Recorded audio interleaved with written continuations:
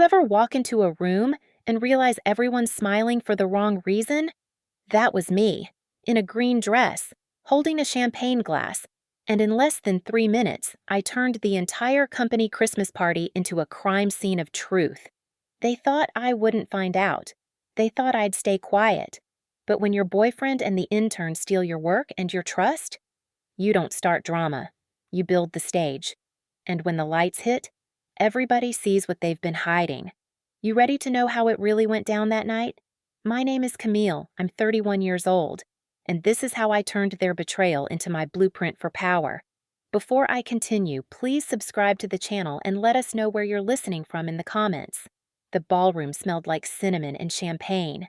You know that scent: warm sugar from cookies, sharp pine from the wreaths, something almost metallic in the air that said snow wasn't far. The chandeliers above shimmered like frozen waterfalls, catching every flash of a camera, every sequin on a dress. People were smiling the way people do when they believe the night will be remembered for the right reasons. Our company always went big for the Christmas Gala. A downtown hotel in Nashville, tall glass windows overlooking the city lights, valet out front collecting keys from nervous interns. Inside, the tables gleamed under gold runners, every napkin folded like a star. A jazz trio played in the corner, soft, unassuming, the kind of rhythm that keeps everyone polite. This year, they'd asked me to run the holiday slideshow. They said my attention to detail was perfect for it. I said yes because I always say yes. I spent 2 weeks building it. Each photo was a memory from the year that had felt too long and too fast. Ugly Sweater Day, the cubicle decorating contest, the Toys for Tots drive where we filled an entire SUV with gifts. I even pulled the team picture from the summer retreat in Asheville, the one where Devin had his arm around my shoulders, smiling the way men do when they still mean it. I color-corrected every frame, cropped edges, labeled names, synced transitions to the beat of the music so each image felt like a heartbeat. It was perfect. That night, I wore emerald green, the shade that makes your skin look alive under warm light. My hair was pinned low with soft curls brushing my collarbone. I remember thinking how strange it was that confidence can be manufactured so easily. One dress, one curl, one steady breath. People told me I looked like Christmas itself. I thanked them, smiled, and kept moving. My hand never left the clicker in my pocket. When the lights dimmed, the chatter faded like mist. The band stopped mid-note. I walked to the front of the room, heels barely whispering against the carpet. The projector's glow painted a pale oval across my dress. I smiled into the dark. Let's take a look back at a wonderful year together. They clapped, forks and glasses chiming. The screen came to life. Photos slid by like small pieces of time. Jacob in his elf costume, Tiffany with her tray of cookies, the department crowding around the break room tree. Laughter rose and scattered. It felt genuine. It almost made me forget what was coming. Then the screen flickered. Just once, like a skipped heartbeat. I didn't move, but I saw him, 2 tables over. Devin, lifting his glass to his mouth, laughing at something our team lead said. The light from the screen washed over his face. For 1 second, he looked younger. Then the next image appeared. A mirror selfie. Not from the office, not from any event. The bathroom on the executive floor. Him and her, Amanda, the intern, cheek to cheek beneath a cheap mistletoe taped to the wall, his hand low on her waist, her smile quick and bright, too familiar. The sound of glass breaking sliced through the quiet. Amanda's champagne spilled across the tablecloth like melted gold. The music had long stopped, but it took everyone a few seconds to realize silence had settled in its place. It wasn't the silence of confusion. It was the silence of recognition. I stood still, clicker in hand, my reflection faint on the screen. I didn't cry, didn't whisper his name. The old Camille, the one who begged for context, was gone. In her place was someone who'd already had every conversation in her mind 100 times. I clicked again. My voice was steady. Let's continue the slideshow. Another image appeared, a screenshot of messages, blue and gray bubbles stacked like careless fingerprints. Amanda, you looked so good today. Her presentation was hard to watch. Devin, she takes everything too seriously. You're easier to be around. Amanda, she'll never find out. Devin, Lowell, she's already out of mind. There was no gasp this time. Only breath held collectively by a room that didn't know which way to look. I heard the slow clatter of a fork against a plate. Someone whispered my name. The next slide came before anyone could move. A photo of the parking garage time-stamped in the corner, his car door open, her face turned toward him, smiling in the yellow glow of the exit sign. Then another slide. An email. The pitch deck I had built through sleepless nights, forwarded from his company account to hers. The subject line read, "Use this. Win them over." A few seats away, our HR director shifted. She looked between them and me like she was trying to rewrite the night in real time. Devin's mouth moved, but no sound followed. Amanda stared down at her hands, fingers trembling around her napkin. I kept going. Each slide, one truth. Each truth, one breath released. I wasn't showing revenge. I was showing record. I had kept the receipts because I needed to understand how much of my reality had been rewritten without my permission. Now, everyone else was seeing it for the first time. It wasn't rage that kept my hand steady. It was clarity. The kind that comes when you finally understand you were never crazy, never paranoid, just paying attention to what no one else wanted to see. When it was over, I closed the presentation and let the screen fade to black. The reflection of the chandeliers returned to the windows. The jazz musicians sat in awkward stillness, one of them still holding his trumpet midair. I stepped back from the podium and said softly, "Thank you for being part of this year." My voice didn't shake. It landed gently, like snow. I walked off the stage. The carpet felt thicker beneath my heels than before, each step heavier with release. No one stopped me. No one dared. Behind me, whispers began to swell again, low and cautious. Someone called my name, but I didn't look back. Out in the hallway, the scent changed. Hotel linen, floor polish, faint perfume from the guests checking in downstairs. I leaned against the cool marble wall, closed my eyes, and let the distant music pick back up behind the doors. Inside, they would rewrite the story however they needed to. But outside, it was mine again. Weeks earlier, when I'd first discovered the mirror photo on his phone, I'd wanted to scream. Instead, I'd taken a screenshot, saved it quietly, and let it breathe. I told myself, wait.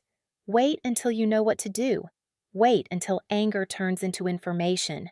Wait until silence feels like strategy. That night in the ballroom wasn't about punishment. It was about truth, displayed where lies had lived too long.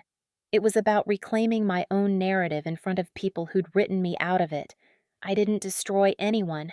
I just stopped protecting them. When I reached the glass doors leading to the lobby, I caught my reflection. The emerald dress still shimmered. My hair was still pinned, but my face looked different. No tears, no tremor, just calm, like a storm had passed through and taken everything that wasn't meant to stay. The valet asked if I needed my car. I nodded. He hurried off, leaving me with the hum of hotel traffic, the scent of exhaust mingling with December air. Snow was starting to fall, slow and uncertain. Each flake dissolved before it touched the pavement. I thought about how endings never feel final in the moment. They just make room for the next decision. When my car pulled up, I handed him the ticket and slid inside.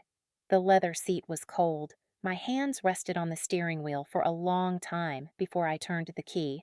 My phone buzzed with a dozen missed calls, unread messages lighting up the screen. I didn't open any of them.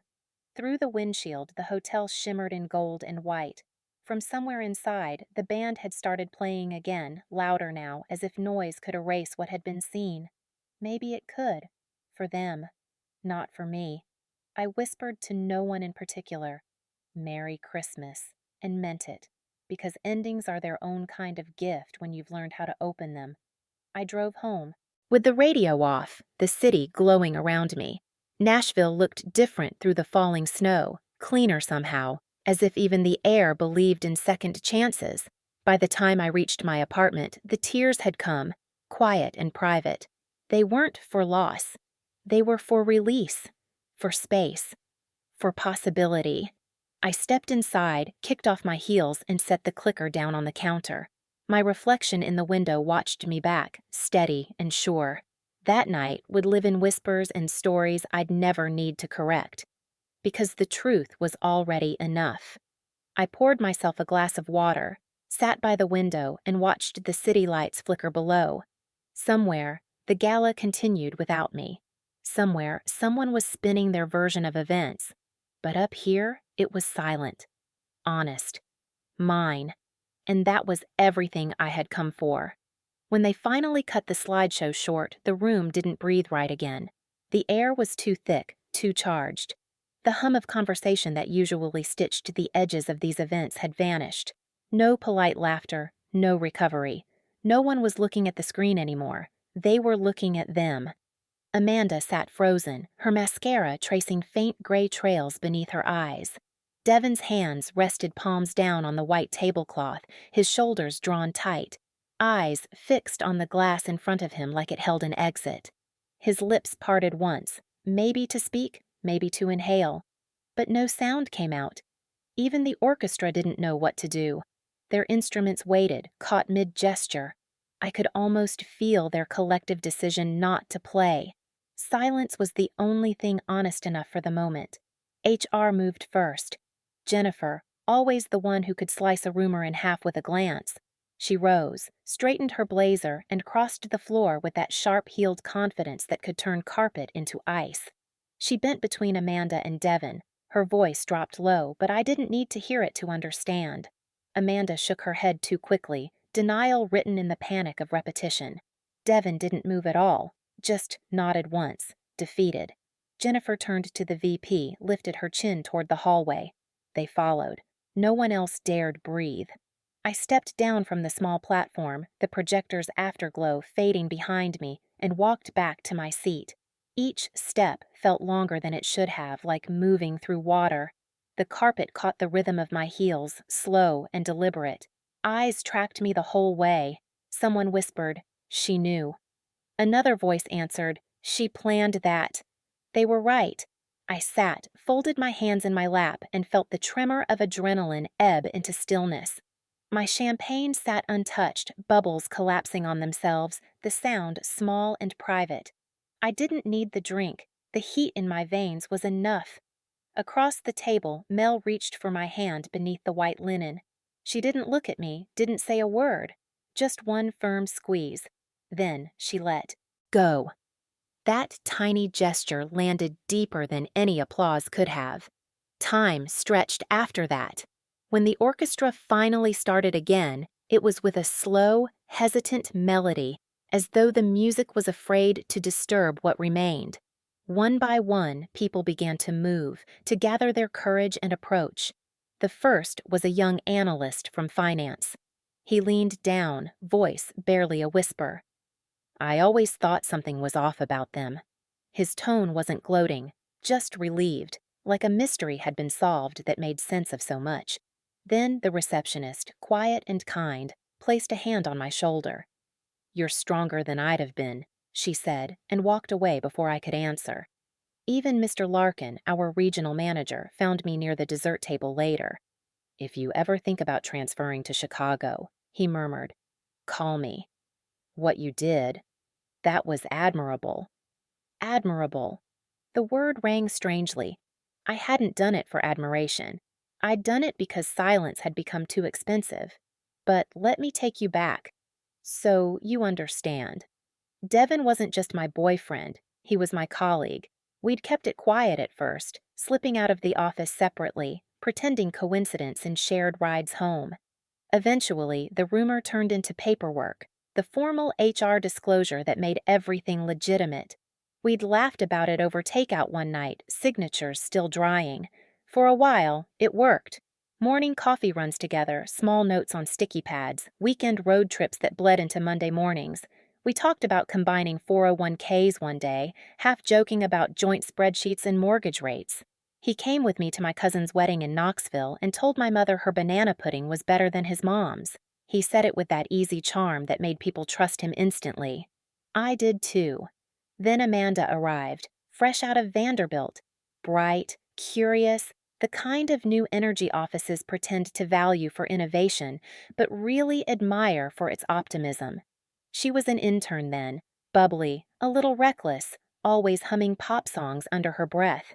I helped her, showed her the systems, introduced her to the rest of the team, even let her shadow me during a pitch presentation. She thanked me with a Starbucks card and a handwritten note. I kept the note on my desk for weeks. It felt good to be seen as a mentor. Now, looking back, that was the bait. 6 weeks before the gala, Devin started changing. At first, it was small things. I'm tired. Can we eat later? I've got to help Amanda get settled in. He came home later, smelling faintly of new perfume and printer ink. I told myself I was imagining it. I wanted to trust the man I loved more than I trusted my own instincts. Then came the pitch contest. Every year, our department hosted it to surface fresh ideas. I'd spent months perfecting a new platform concept, cleaner interface, faster data integration. Devin said he was too busy to submit anything. But Amanda entered. Her presentation looked almost identical to mine. The layout, the phrasing, even the slogan at the end. Watching her speak felt like watching my reflection try to convince the room it had always been someone else. She won, of course. A small trophy, a photo with leadership, a glowing email from the VP. Devin celebrated her victory like it was his. I smiled that night in front of them all, then drove home alone. My name wasn't mentioned once in the company memo. The deck I'd built had a new author. The first crack had appeared. The photo was what shattered everything. I wasn't looking for it. I'd borrowed his laptop to find a PDF I'd emailed myself. When I clicked Recent Files, a thumbnail appeared in the corner of the screen. A mirror selfie. Devin and Amanda under a plastic mistletoe, the same smile they wore in the ballroom slideshow. The title? Secret Santa Surprise. My stomach didn't drop, it folded in. I didn't shout, didn't slam the laptop shut. I just stared until the image burned into me. Then I forwarded it to myself and closed the lid. That night, I sat on the couch in the dark while Devin watched television in the other room, laughing at a sitcom laugh track. I opened my laptop and created a folder labeled Archive. Inside, I began collecting. I went through shared drives, tracked version histories, pieced together email threads. I didn't hack anything. I just looked, carefully, quietly, the way you study a painting for hidden brushstrokes. Every night, while he scrolled on his phone a few feet away, I was building the truth. I found timestamps, forwarded documents, screenshots of messages saved to the cloud, even the security footage from the parking garage. An IT friend owed me a favor. It wasn't about vengeance. It was about clarity. I needed to see the full shape of what I'd been standing inside, unaware. By the time December came, the case was airtight. I had names, dates, context, proof of everything that had been taken, not just from me, but from the integrity of the team. Then the email arrived. Camille, would you mind running the holiday slideshow this year? Your attention to detail is perfect for it. The irony nearly made me laugh. They offered me the stage themselves. All I had to do was decide what story to tell. So I said yes, calmly, professionally, and on the calendar hanging by my desk, I circled the date in red ink, not as a threat, as a reminder, to myself, that there would be a day when silence ended. The rest you already know. And as the ballroom emptied that night, I sat at the table for one last minute, listening to the clinking of plates, the shuffle of shoes, the slow return of ordinary noise. Devin and Amanda were gone. HR had taken them somewhere quiet. People avoided my eyes out of respect, or fear, or both. I breathed in the scent of cinnamon and champagne one more time. The night was almost over. But the story, the real one, had only begun. That Monday morning, the office felt different. Colder somehow, though the thermostat hummed its usual tune at 8 a.m. sharp. It was the kind of cold that had nothing to do with temperature, more like the air itself was holding its breath, waiting to see who would speak first. I got in early, habit mostly. I liked the quiet before the lights filled the halls, logged in like nothing had happened, the same password, the same desktop background, the same cursor blinking on an empty inbox. I wore a soft beige turtleneck, hair loose around my shoulders, no makeup. I didn't need armor anymore. They'd already seen everything that could be stripped away. Devin wasn't there. Amanda wasn't either. At 9:40, an email popped up. Subject line, confidential discussion, slideshow incident follow-up. 4 names, mine, Devin's, Amanda's, Jennifer from HR. I read it twice, then clicked reply. Happy to meet, I wrote, after I receive written confirmation of evidence usage policy and IP protections. No response. I hadn't expected one. They were still scrambling, trying to find the right combination of words that wouldn't make them responsible for what they'd ignored. I had no intention of helping them get it right. By lunch, whispers drifted through the break room like steam over reheated leftovers. Bits and pieces of speculation stitched themselves into stories. Someone said Amanda had broken down in the HR conference room, said she cried hard enough that they had to pause the meeting, that she told Jennifer she hadn't realized the deck was confidential, that Devin had told her I was phasing out of the team anyway.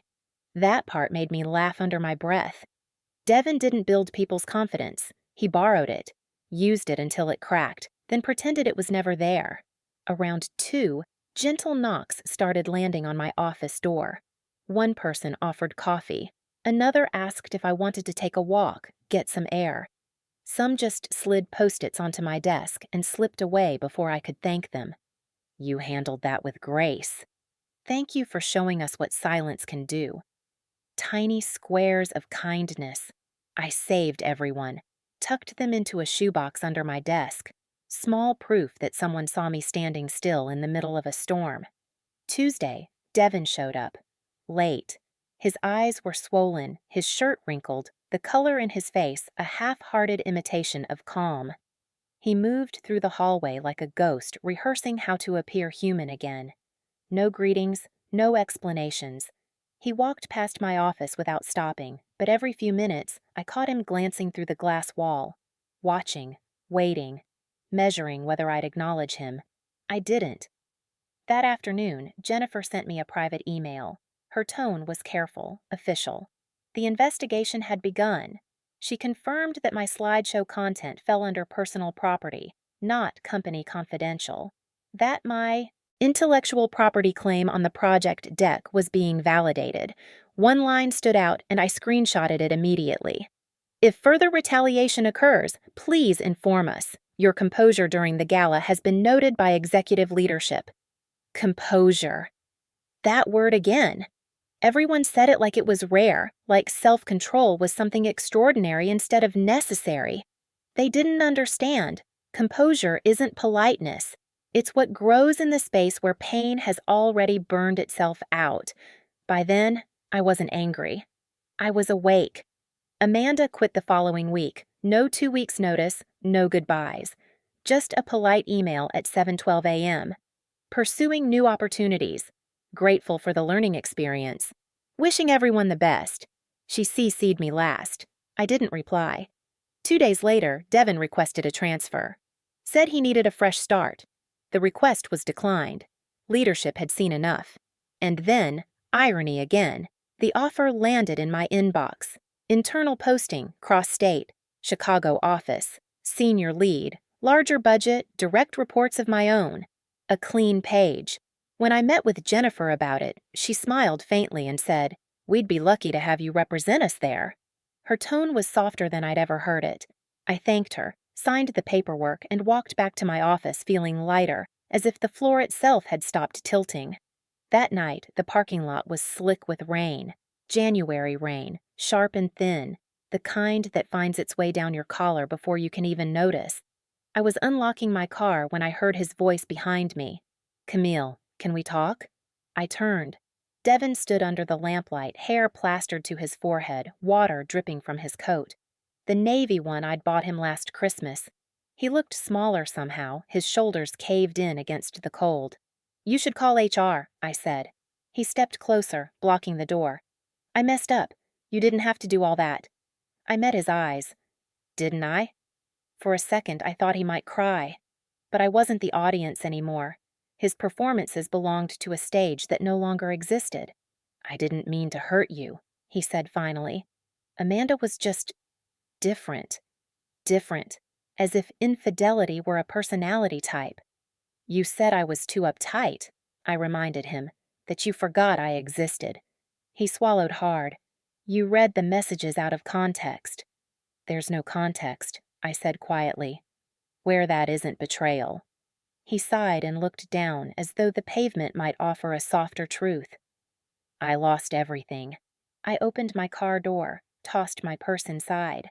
"No," I said. "You just finally saw what everything looks like when you don't get to steal it." His mouth opened, then closed again. He stepped back.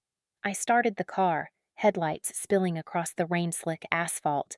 That was the last time I saw him.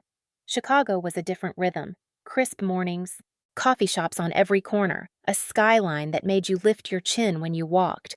My new office smelled of fresh paint and ambition. No one there knew my story. They just knew my results. And that was enough. I built new routines. Sunrise runs along the river, quiet lunches by the window, laughter that felt earned instead of borrowed. My team grew fast, sharp, kind. They trusted me because I led with calm, not control. Sometimes, when the days ran long, I'd open the shoebox I'd packed in the move. The Post-its were still there, edges curling slightly. Grace. Strength. Thank you. Tiny reminders that the storm had passed and left proof I'd survived it with my voice intact. I didn't keep them for nostalgia.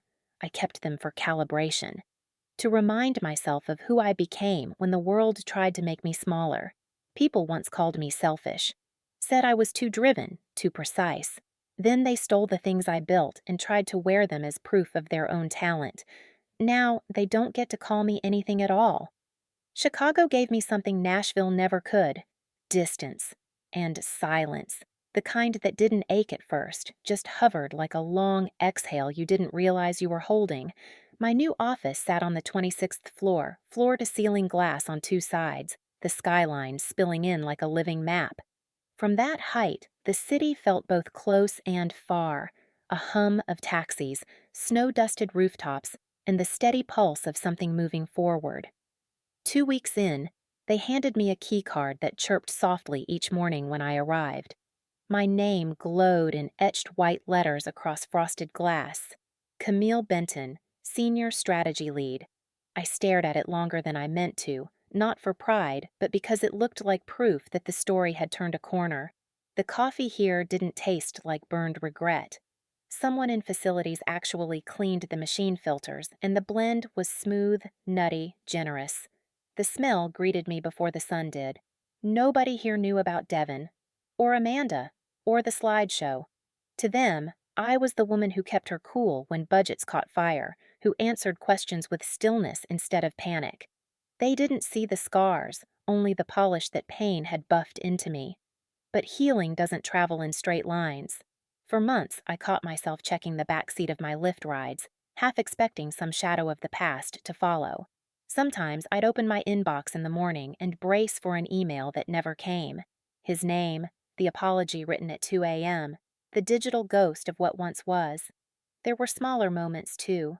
Quiet ones, standing in the frozen food aisle of a Target outside Oak Park, staring too long at the trail mix he loved, realizing I didn't have to buy two of anything anymore. I placed the bag back on the shelf, my breath fogging in the chilled air, and walked away. The ache was sharp, then foolish, then sharp again. But it passed. Little by little, the city started to teach me its rhythm. Mornings smelled of roasted beans and melted snow. Afternoons were filled with the hiss of buses and the low music of strangers talking into their phones. At night, light from the L train spilled across my apartment walls, flickering like a heartbeat I could finally trust again. Then, about 7 months after the gala, an email appeared in my inbox. Subject: urgent. IP violation claim review. I opened it. It was from legal. Apparently, Devin had tried to repurpose my original framework at another firm. The same one, the architecture I had stayed up building, refining, defending.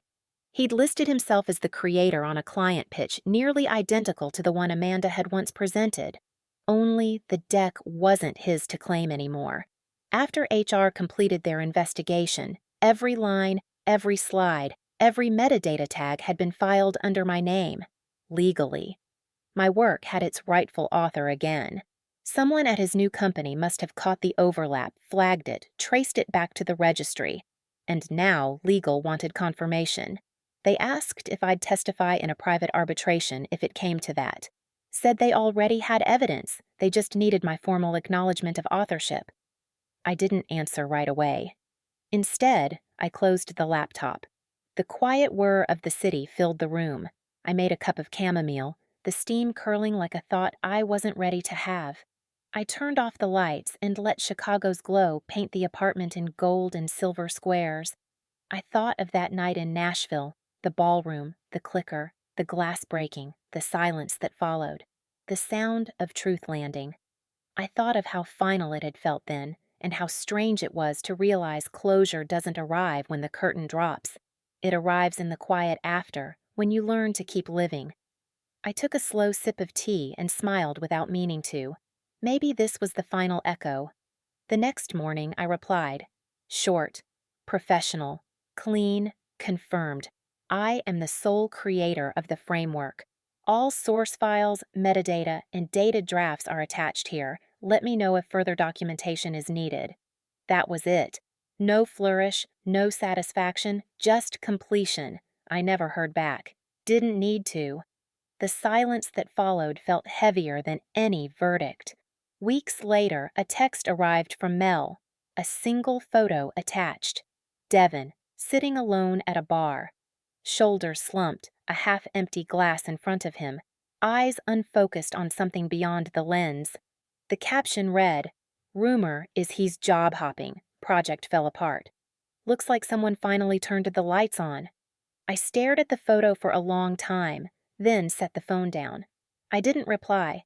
Instead, I opened the folder on my desktop titled Proof, Not Revenge, the archive that had once felt like armor, screenshots, email threads, time-stamped evidence, each file a small echo of a war already won. I hovered over the folder, hesitated, then pressed delete. Not out of forgiveness, not out of grace, just because I didn't need it anymore. The proof had served its purpose. The truth had done its work. The story wasn't about them now.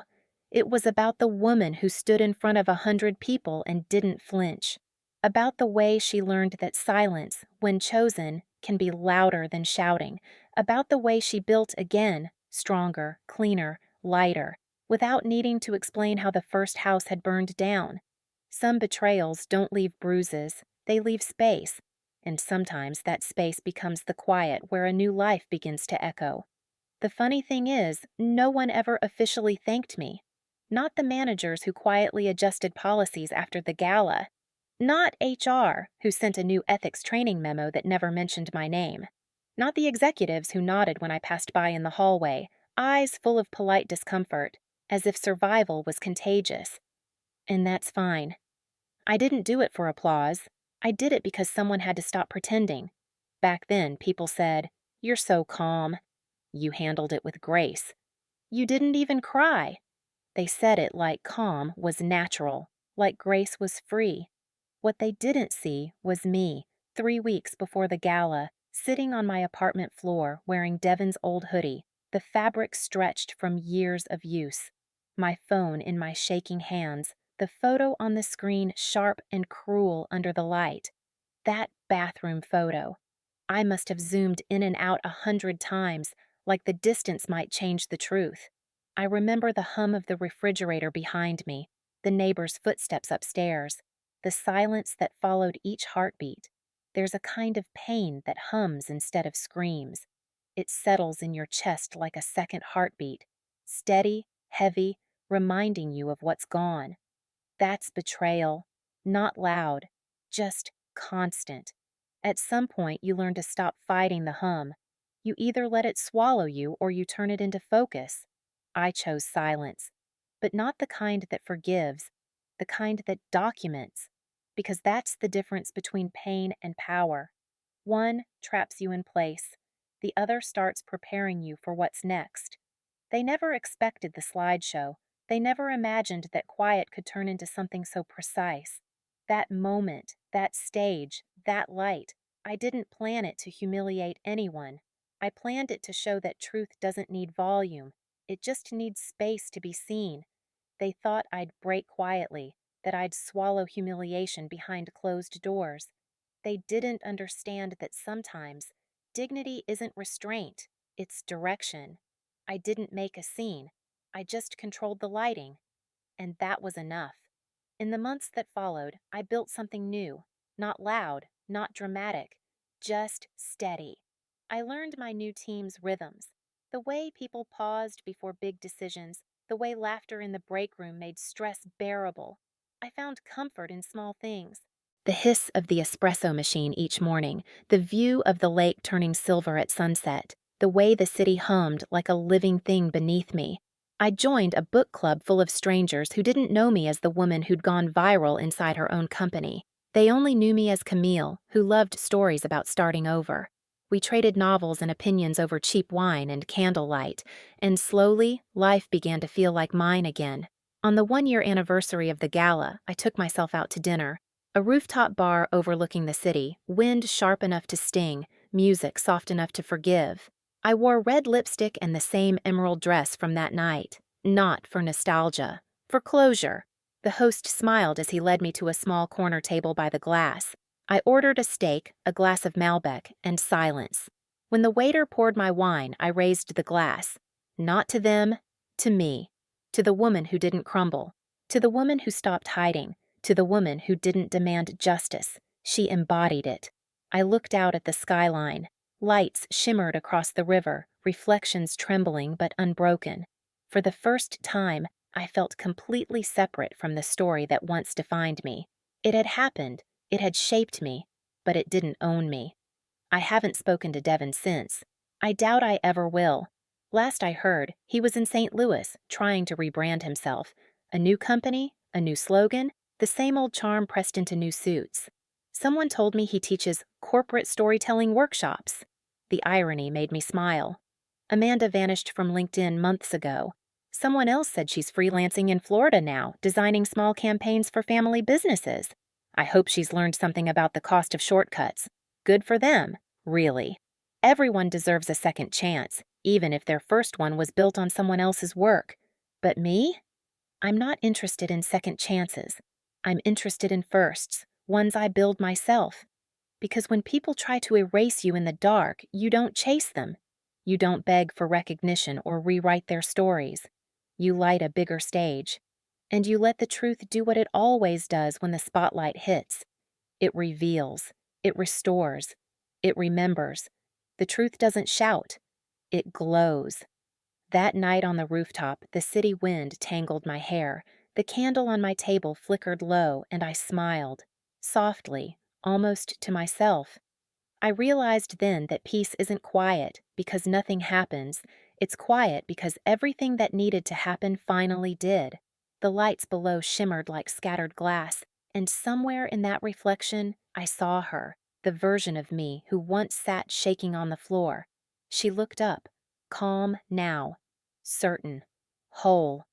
I lifted my glass one last time, to her, to me. To every woman who's ever been underestimated, and every time she turned that underestimation into fuel. The music shifted, something slow and golden.